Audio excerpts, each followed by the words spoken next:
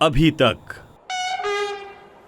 करण ग्रोवर और उसका दोस्त महेंद्र सिंह बना लिंकन्स इन अंडरग्राउंड स्टेशन पर थे जब पहली बार करण को कुछ गड़बड़ी का एहसास हुआ। अब आगे चल, पहले डॉक्टर के पास चलते हैं। नहीं, सीधे घर। अच्छा, चल देखते हैं। घर चल यार। बना ने इस बार जिद नहीं की।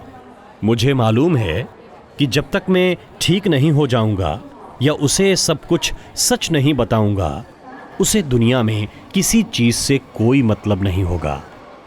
वो दोस्ती के लिए जान ले सकता है, मेरे लिए जान दे भी सकता है। और इसके लिए मुझे बना की किसी गर्लफ्रेंड से पूछने की जरूरत नहीं है।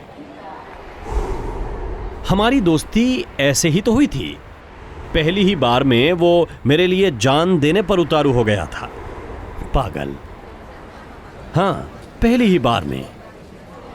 बार में ही तो हमारी दोस्ती हुई थी ना। एकदम फिल्मी टाइप की दोस्ती।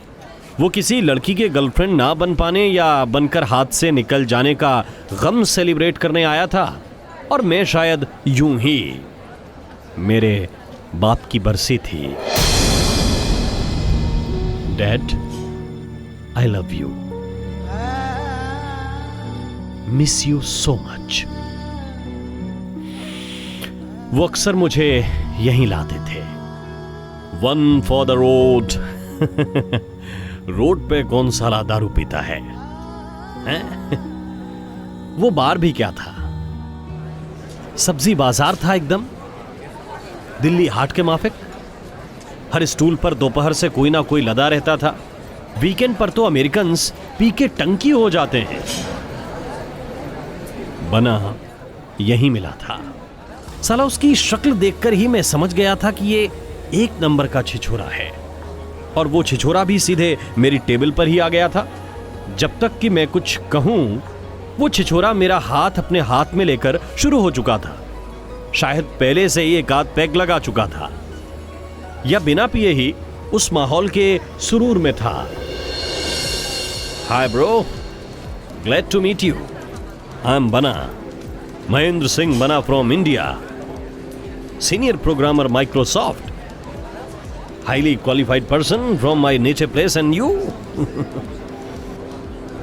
Look, mister, what you call you Bana? Mahendra Singh Bana from India, highly qualified. बड़े भाई एक बात बताऊं, आज तुम्हारे छोटे भाई का दिल टूट गया यार।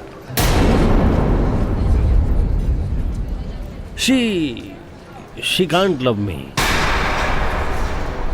जब तक मैं कुछ बोल पाता, वो मेरी टांगों से लिपट लिपट कर रोने लगा। You are like my big brother. पता नहीं कि उसकी सिकुड़ती नाक से बचने के लिए या तमाशा बनने से बचने के लिए मैंने उसे उठाकर सामने वाली सीट पर बैठा दिया। और उसके बाद वो धारा प्रवाह अपने बारे में, अपने फॉल इन लव के बारे में, परिवार के बारे में सब कुछ बताता रहा। बीच बीच में मेरे पैरों पर बैठ जाता था। बड़े भाई ऐसी रट लगाता था। मैं उसे जैसे तैसे उठाकर सामने वाली कुर्सी पर बैठा पाता। You are like my big brother. 15 minute में 10वीं बार बोलकर इस बार मेरे पैरों पर बैठने की जगह मेरे गले लग गया पगला। मेरे अंदर कुछ पिघलने सा लगा। ऐसा लगा जैसे डैड से गले मिल रहा हूं। कुछ तो बात थी। डैड को जब मैं आखिरी बार गले मिला था, तब वो कैंसर की लास्ट स्टेज पर थे। हॉस्पिटल में ऑपरेशन के लिए जाते समय उन्होंने हाथ हिलाया था, बस ठीक वैसे ही जैसे ममा। खैर, इस पर फिर कभी बात करेंगे। अभी तो इस छिछोरे की बात कर रहा था मैं। उसकी नौटंकी खत्म होने का नाम ही नहीं ले रही थी। बड़े भाई, मैं आपसे कुछ नहीं पूछूंगा, लेकिन आपके आंसू बड़े कीमती हैं। इन्हें जमीन पे मत गिराइए। रो मत यार। वो बड़े अधिकार से मेरे आंसू पोंछ रहा था।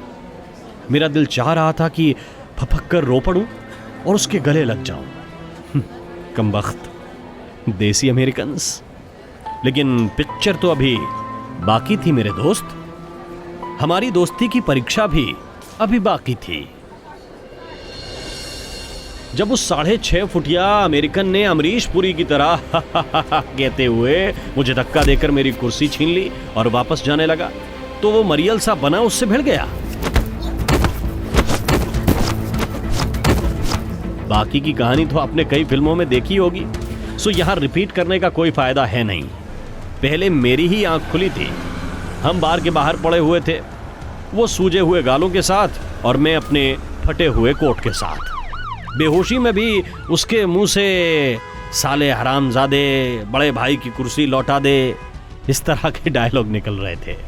उसके हाथों में उस 6 फुटिया की शर्ट और पैंट का कपड़ा फंसा हुआ था। काफी जोर आजमाइश हुई थी। एक बार शायद वो कुर्सी छीन कर लाया भी था और फिर पूरी गैंग ने घेर कर हमारी जमकर धुलाई की थी। मुझे एक भी हाथ नहीं पड़ने दिया बनाने। डैड ऐसे ही एक बार मोहल्ले में भिड़ गए थे, जब कुछ लड़कों ने मेरा बैग छीनकर मुझे मारा था। उनके जाने के बाद तो बस अकेला तन्हा सा ही था मैं। हाँ, मतलब मिशेल को छोड़कर। बड़े भाई, अपना घर है या मेरे हॉस्टल चलोगे? बना उस रात मेरे घर आ गया, बाद में उसका सामान भी। उसके साथ ने मुझे डैड के गम से निकलने में मदद दी थी। और फिर मिशेल मेरी जिंदगी में आई। बना मेरे ही ऑफिस में था। बॉस थी मिशेल उसकी। मस्त जिंदगी चल रही थी। एक दोस्त और एक काफी कुछ इंडियन सी अमेरिकन दोस्त। हाँ, मतलब दोस्त से कुछ ज्यादा ही, इंडियन लड़कियों से कुछ ज्यादा ही पॉसेसिव। बाप रे, भोली प्यारी और बिल्कुल मां जैसी, बात बात पर रोने वाली। भगवान क्या खेल खेलने वाला था मेरे साथ।